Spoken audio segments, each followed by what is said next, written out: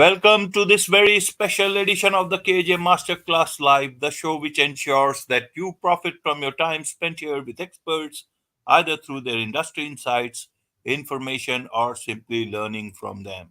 And today we have Jason Shafton. He is known as the Growth Guy, founder and CEO of Winston Francois. It's a consulting firm, and he has also worked with firms like Google, like Paramount, Tavita, and also scaled startups like Headspace, Sudi, and Heal, later acquired by Humana. Welcome to the show, Jason. Thank you. Glad to be here. You are welcome. Welcome to the show. Welcome to India in this online form. And I'm sure not just in India, but a lot of people across the globe will benefit from what we are talking right now. We'll be talking about business growth strategies. But before we come to this part, let's understand a bit about your journey so that people can learn even from that. Sure. Happy to share. Where do you want me to start?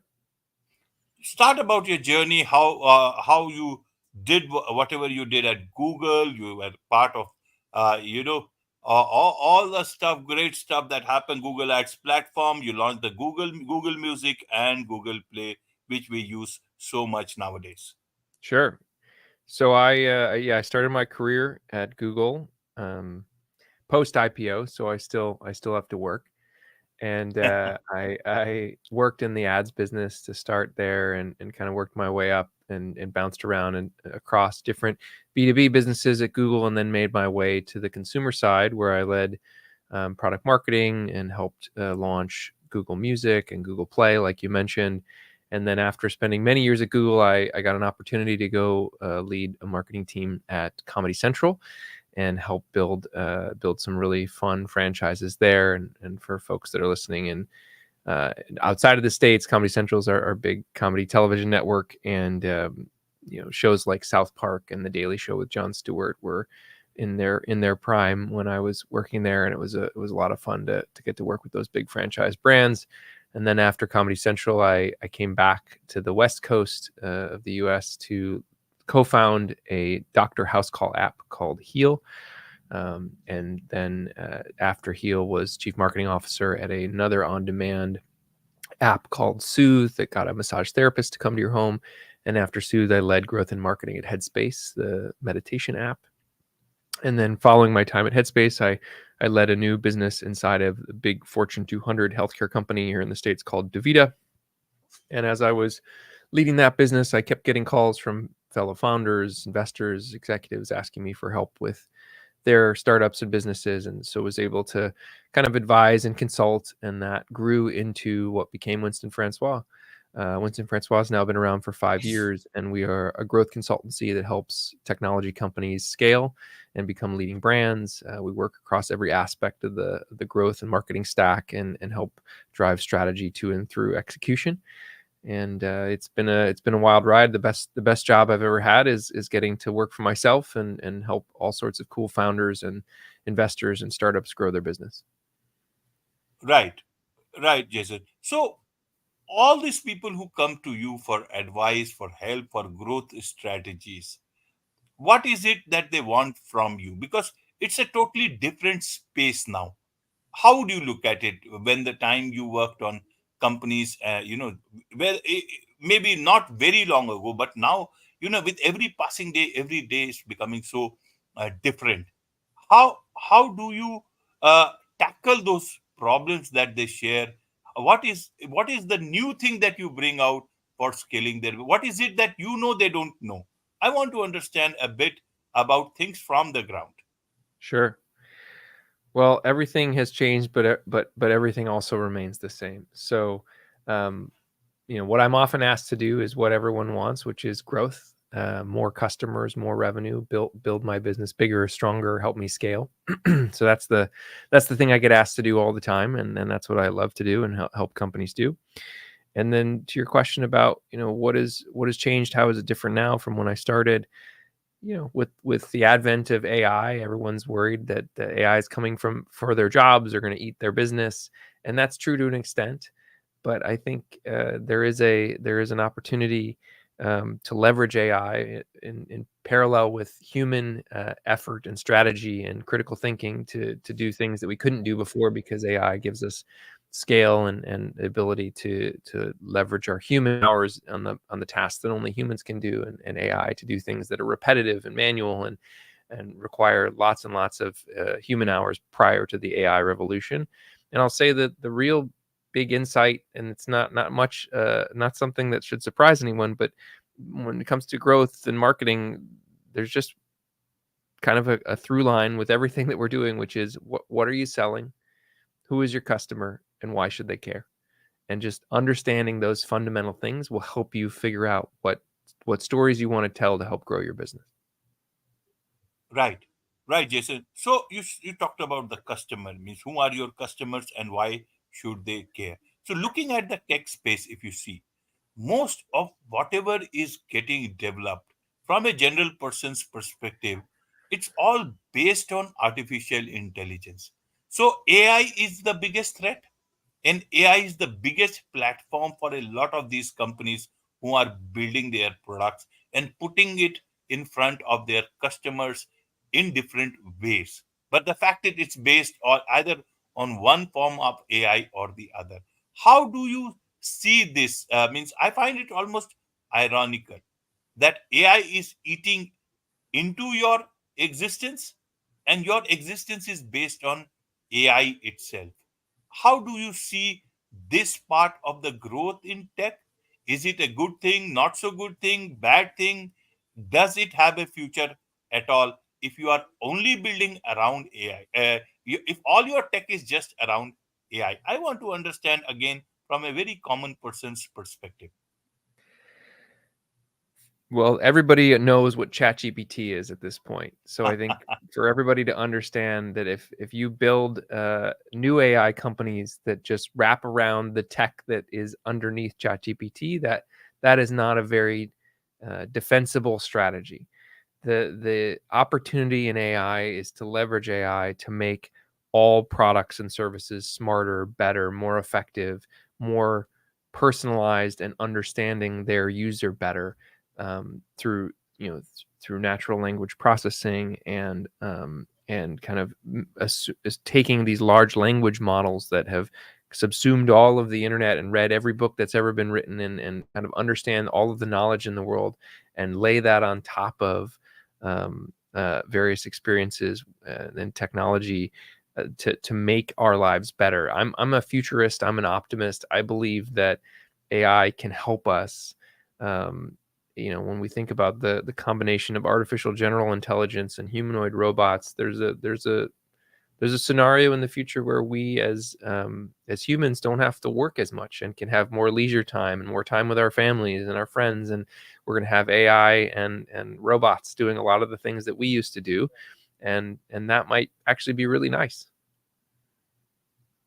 Right, right. Even I'm a very optimistic person, but my job is also to understand things from different perspective in terms of again growth then, and growth for a company, scaling up a company.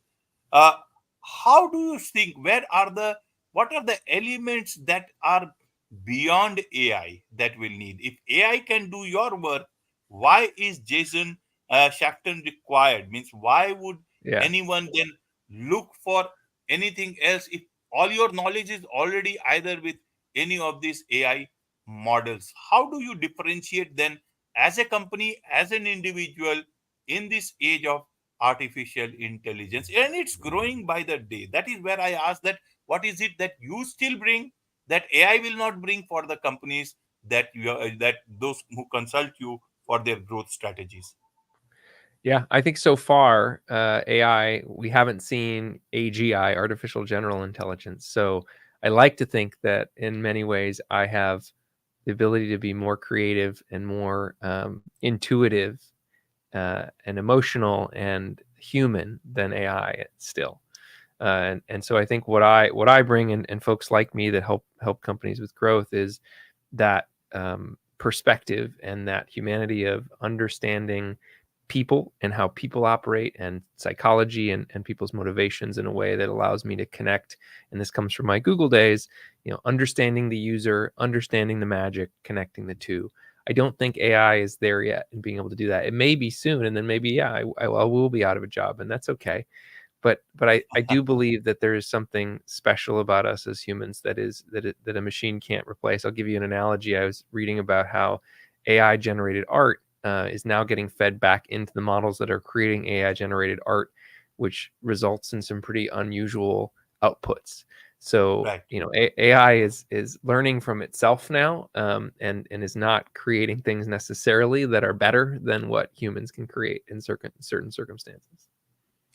Right. So we are in fact, I read a couple of articles in the last few days which talk about that AI, all this hype around AI has almost plateaued, and that we are going to see a much more better fine tuning and fine understanding of all these things, and that people are getting a bit more, fatigued of all the using all the different tools that are available.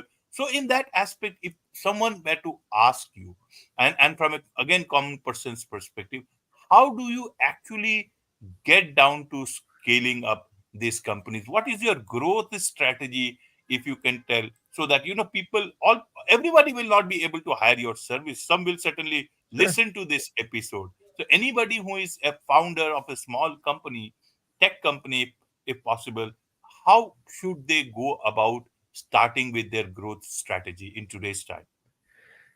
To grow means creating something that has product market fit. So where you have to start is by building a great product. So I always recommend to founders and folks building new technology products and experiences that they need to build something that people will love, and that means actually talking to real people. So it always starts with user interviews, whether those are friends and family to begin who might be nice to you, to random people on the street or people just sourced online that you can expose your product to and get their feedback. When we work with companies, we often do a user research exercise that then informs things like product design and go to market strategy, so we can understand what does the user want, what do they need, how can we solve a problem for them. Or as Steve Jobs used to say, we want to be hired uh, for the jobs to be done by our product or our service. So how do we get hired by the user to do that job? And in building that base of initial research, both qualitative and quantitative, you can make a better product, and then take it to market and start talking about it. And that's the art of positioning, right? You're building a brand and building products and having positioning and go to market messaging across different channels. People like to buy ads on Google and Meta, but you can also post on social media, make videos on YouTube, and show your product. You can go out into the real world, and give people real live demos. You can do things like building in public, which is very popular on X or Twitter, where folks like to talk about what they're creating and tell their story as they go. And that is a great way to create a feedback loop. But what you'll hear me say over and over again is you have to actually talk to real people using your product. Don't live in your echo chamber, and not get feedback. I think a good example of a company that missed the memo on this was the AI pin from Humane. They were just kind of a bunch of ex-Apple folks and built this thing they thought was really cool, and it doesn't seem like they spent enough time talking to real people about what they would think and how they would use it. This little kind of heavy metal thing clipped to my shirt, and it's supposed to be understanding the world for me. But once you launch a product, then it's about continuing that feedback loop, getting additional feedback, and testing new channels. I like to think about building a growth experimentation program. And this means using a framework called RICE is my recommended approach: reach, impact, confidence, and ease. And you score the different experiments you'd like to run to grow your product, grow your user base, based on how many people, how many potential users can they reach, what kind of impact could it have on the business, what is my confidence that this experiment will work, and what ease, how much ease, how easy will it be to do this thing. And it's basically a weighted average score, and then you stack rank the experiments you believe have the best chance of being successful based on that score, and you work your way down the list, and you feed back what you've learned to improve what you're doing, and hopefully find some growth tactics and channels that work, and then double and triple down on those channels. Right, right, Jason. You talk about the customer, being close to the customer, but if you look the world we are in, even uh, the product companies, they have moved away from customers. Even the services company, they have moved away from customers. In a way, nobody likes the customer except their money. Once the money is in, the customer is out, and the bots are also out, to defend the people behind those bots, and the customer is left alone because either they need that product or service and there are no competitors, or it's almost like a cartel. You go to all the places, they are all the same. Amidst all these things, you talk about customers. Do you think a lot of these people have the wherewithal or the understanding of the customer, or even the fact that you are talking about it, that they should go down to the customer and understand those pain points, and then create a product or a service, and then again go to the customer? Means, I think, even though it's so human, we are talking about a utopian idea. What is your understanding of this? How would you like to put it? Well, first of all, I think you have to love your customer. And if you don't love your customer and you're not customer obsessed, you will not win. And to your point about, do people have the wherewithal to do this? If it were easy, everybody would do it. So, doing hard things. There's a great book by Bradley Horowitz, one half of Andreessen Horowitz, A16Z, who wrote a book called The Hard Thing About Hard Things, about his time starting and scaling companies. It's a great book, and it really explains, that it's not easy to do this stuff. And he uses gangster rap to open all of his chapters, which is great. He's a big fan of rap. This is anyway. So I think, going back to your question, you've got to be customer obsessed. The best example of this would be Amazon. They have these principles, these values that they've published, and I think the number one principle and value is customer obsession. Being maniacally focused on the customer, the end user, understanding their experience, understanding their pain points, and solving them for them ensures that you get the opportunity to continue to do that.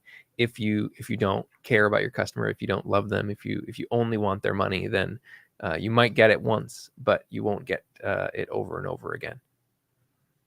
Right, right, Jason. Now, being an expert on the growth strategies, on growth of companies scaling up, uh, do you think in today's time one should focus a lot on brand building as such? Is there time for brand building? Because, for example, if I need a service or a product, I would just go out and find it, that this service is solving my problem. I would rather not look at anything else beyond the basics of it, that my system is secured and everything is there. I will not be cheated here, that it is reliable enough. If you start building a brand and after 3 years you start getting your customer, by that time you are obsolete, your product is obsolete, your everything is obsolete, and you are wiped out of the market. Should startup founders nowadays focus too much on brand building, or too much on acquiring customers and keeping them happy from the word go?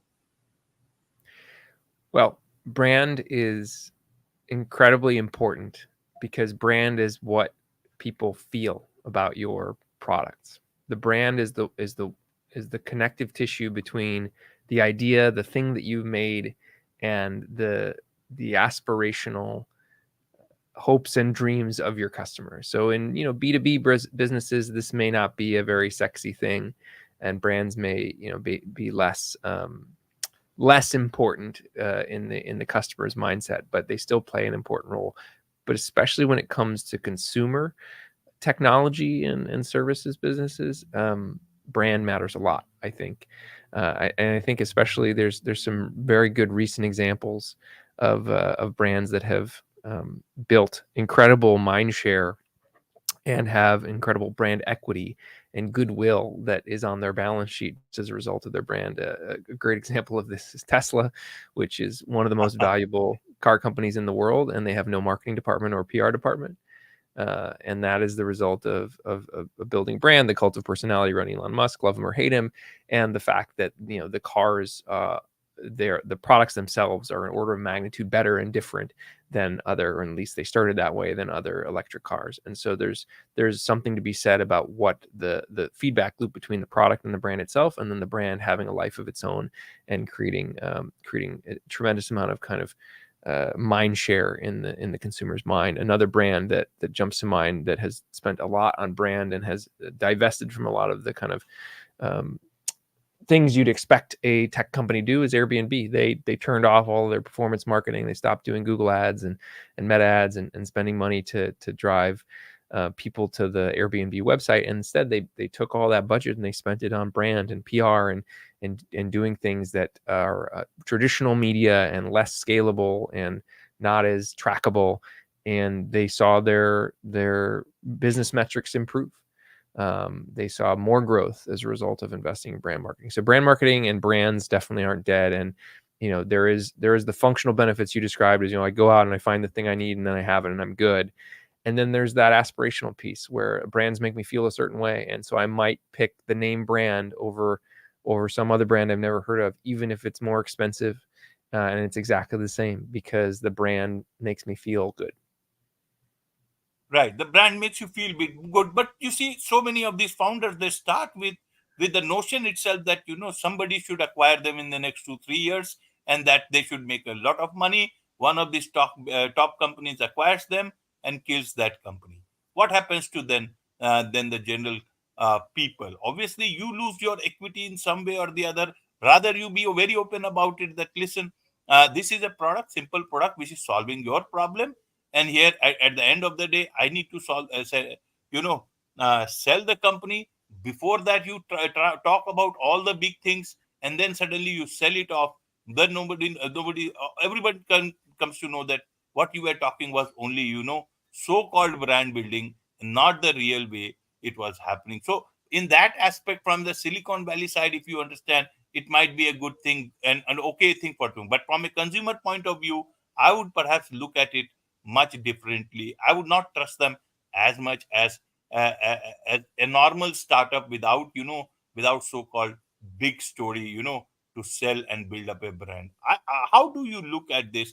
Nowadays, people are smart enough. People understand things about, all the lofty words, and rather than, talk all the lofty words, and rather than walking the talk. I think the way that brands are solving for this is they're putting people in front of their audience and their consumer. They're using channels like TikTok and Instagram to leverage nano, micro, macro influencers to tell relatable stories about how the brand, the product, the service improves that person's life, so that instead of the brand talking on its own behalf, you have a real person describing their experience and making it real for the customer or the user, in an authentic and more trustworthy and believable way. I think what you're describing is our saturation of advertising and products and services, and the just distrust that we as a consumer have for the quality of things. Now everything has kind of been uh, made worse over time, made to move quickly and sell and maximize profits. And so there is a backlash there, and there are crafts people out there making products that are really really great, and I think great products still wins. Going back to my earliest point about user feedback and understanding the customer and the problems they have, and so if you build great things and you do a good job of getting the word out about the great thing you built and people actually try it, they're still going to share that experience with others, whether being paid to do so or not. And as a result, great products rise to the top from my experience. Right, right. And talking of brand building, talking of brands for human beings, I want to understand your thought process of naming your company, Winston Francois, on your two dogs. What was the thought process there? And you are very open about it. Means I love that, but I Yeah. want to understand your mind on this. Why not your own name? Why not anybody else's name? Yeah. Everybody loves their pets, right? We have a special place in our hearts as humans for our animals.